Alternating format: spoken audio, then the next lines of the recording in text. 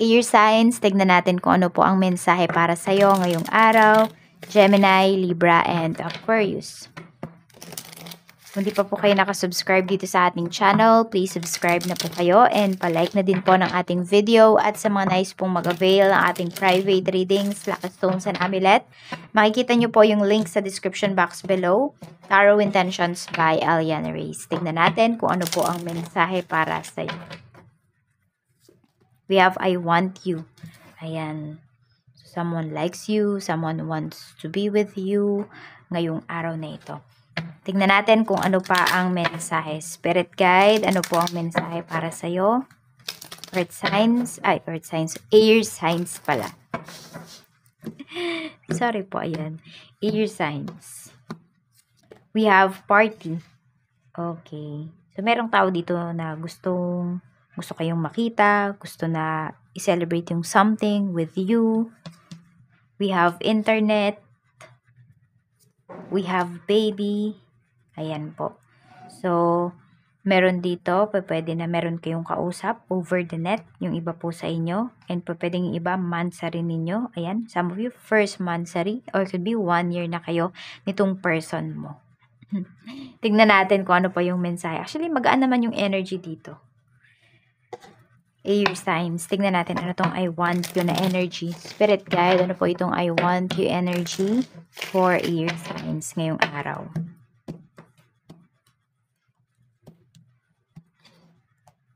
Tignan natin. We have 10 of Pentacles. Ayan. So, pwede yung focus nyo is money. Ayan po. Stability. Yun yung gusto ninyong makuha ngayon. Pwedeng kayo to. Kayo nagsasabi nitong I want you. Ayan. Yun yun. Tignan natin what is party. We have Page of Cups. Mukhang merong magyaya sa'yo dito. Merong invitation kang marireceive. Air signs ngayong araw. Ayan. So, pwedeng, could be, pag-iisipan nyo kung pupunta ba kayo or hindi. Iba kasi nyo, pwedeng may other commitments kayo. Tignan natin what is internet. We have Knight of Wands. Okay. So, meron dito sa internet kayo naghahanap ng work. O yung iba nga sa inyo, pwedeng sa internet kayo naghahanap ng makakarelasyon. Tingnan natin kung ano pa yung mensahe. What is baby? We have 5 of Swords. Okay. So, parang meron ka dito air signs na tinuring-turing mong kapatid. Ganon. Tapos, parang niloko ka. Ganon yung nangyari kasi dito. Pwedeng binackstab ka ng taong to. Or parang binigo ka niya. Ganon. Pwedeng meron ka ditong pinag-aaral na kapatid. Tapos hindi pala siya nag-aaral. Ganyan. Basta parang may nanloko sa'yo. Yun kasi yung energy dito. Nanloko sa'yo na mas nakakabata po sa'yo. Tignan natin kung ano pa yung mensahe pagdating naman sa trabaho. Pero unahin muna natin yung mga co-workers mo. Kamusta po yung mga co-workers ni air signs? We have the world. Ayan. Yung iba, pwedeng work from home kayo. Ayan po. So, may mga adjustments dito or maybe ikaw yung nag-a-adjust pagdating dito sa mga katrabaho mo. Ayan. So, the world kasi is energy of celebration and completion yan. So, pwedeng meron kayong mga natapos dito na mga, yan, mga, ano ba tawag dito? Mga transactions ninyo, mga dealings, may na-approve na deals dito. We have the Emperor. Ayan po, very responsible naman lahat dito sa trabaho. Di ka naman nahihirapan, yun yung pinapakita dito, air signs, pagdating sa trabaho mo. Kasi yun nga, yung mga co-workers mo is, alam mo, mga mature sila mag-isip, tas alam nila yung responsibilities nila, and nagpunta talaga sila dyan sa work, or nagwo-work sila para kumita. Yun. Oo, wala masyadong drama dito sa trabaho mo. Tingnan natin pagdating naman sa business mo, yung sales mo, tingnan natin. 7 of Wands, ayan. So, malaki yung sales mo ngayon, air signs, pero kasi pwedeng marami ding nakaasa sa'yo dito. So, medyo nape-pressure ka. So, siguro parang araw-araw nape-pressure ka, air signs. Tingnan natin pagdating sa iyong, mga stuffs. Meron tayo ditong the tower. Ayun, pwedeng may magpapaalam sa'yo dito na stuffs mo na magpo for good na. Kung meron man. Tapos yung iba naman sa inyo, pwedeng, ewan ko, air signs, nakikita ko sa inyo dito, hindi kayo nakakakuha ng mga stuffs na maaayos talaga. Siguro interviewin nyo talagang maayos, ganyan. Suriin ninyo. Tama ba? Suriin or salain nyo talaga yung mga tinatanggap ninyo dito sa business ninyo. Sa mga clients mo naman, we have the Hierophant. So, madaming clients mo na talagang bumabalik-balik sa inyo. Yan. Madami kang clients dito na mga old clients mo na. mga datihan na, mga suki mo ngayong araw. Tignan po natin pagdating naman sa kaperahan, we have 2 of cups. Ayan, meron tayong 2 of cups energy at meron tayo ditong the hanged man. So, meron ditong mga nabibitin na mga bills, na mga bayarin, na mga usapan. Ayan, because of this dealings, because of this partnership. Pwedeng nagdadalawang isip yung iba sa inyo.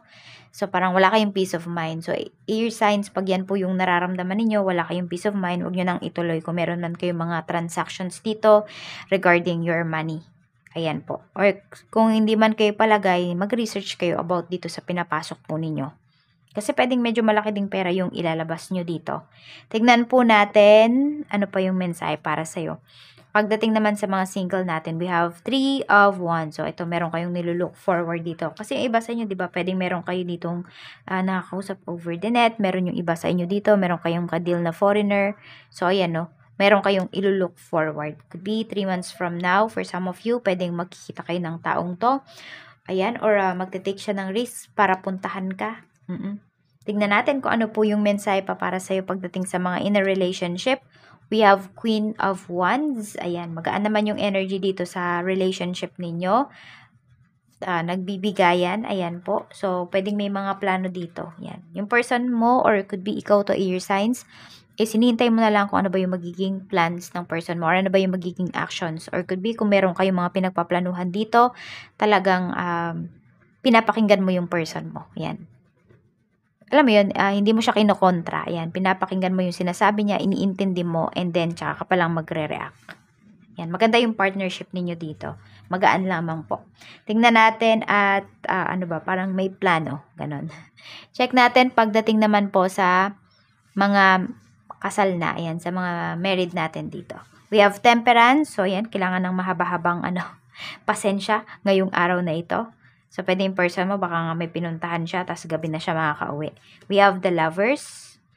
Ayan. So, intindihan lang talaga dito. So, meron dito emotional. Pwede yung asawa mo, emotional siya ngayon. Meron siyang pinagdaraanan emotionally. At ikaw dito ay nakaagapay lang sa kanya. Ear signs or the other way around. Actually, sabi ko nga maganda yung partnership ninyo. So, nag-overthink yung person mo ngayon, ear signs. Yung asawa mo. Ayan. Pwedeng meron siyang problema sa trabaho. Sinishare niya naman sa'yo, kaya lang parang hindi niya ma-share fully. Oo, pero nararamdaman mo na nalulungkot siya. Nag-overthink siya dito. So, ayan po yung mensahe para sa'yo, air signs. Ito naman yung mga lucky numbers mo. Tingnan muna natin. We have 6, 14. Meron tayo ditong number 12, 5, 16, 4, and 21. Ayan po yung mga lucky numbers mo. Ayan. Maraming salamat, air signs. Mag-iingat ka always. And more blessings to come.